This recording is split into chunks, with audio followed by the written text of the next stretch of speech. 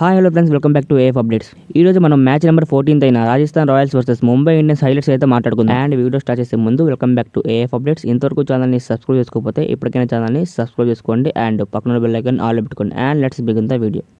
అయితే టాస్ గెలిచిన రాజస్థాన్ రాయల్స్ అయితే బౌలింగ్ అయితే ఎంచుకుంది. అయితే ఒక మంచి టార్గెట్ సెట్ చేద్దామని ముంబై ఇండియన్స్ ఓపెనర్స్ అయితే వచ్చారు. అండ్ మన హిట్ మ్యాన్ అయిన రోహిత్ శర్మ గారు అయితే ఫస్ట్ ఓవర్లోనే డక్అవుట్ అయిపోయారు.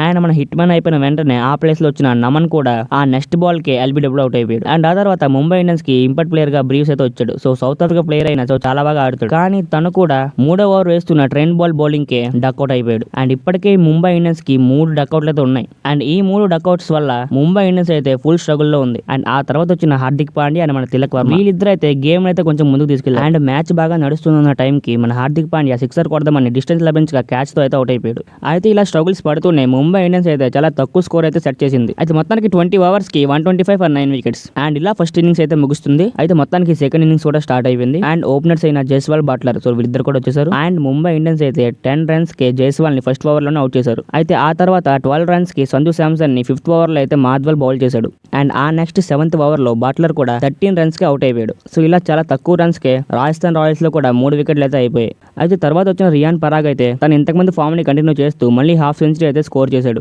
అయితే ఇలా మొత్తానికి రాజస్థాన్ రాయల్స్ అయితే ఇప్పటి వరకు ఆడిన 3 మ్యాచ్లు గెలిచి పాయింట్స్ టేబుల్ లో నెంబర్ 1 పొజిషన్ లో ఉన్నారు. అండ్ ఇప్పటి వరకు ఆడిన 3 మ్యాచ్లు ఓడిపోయి పాయింట్స్ టేబుల్ లో 10th ప్లేస్ అయితే ముంబై ఇండియన్స్ ఉంది.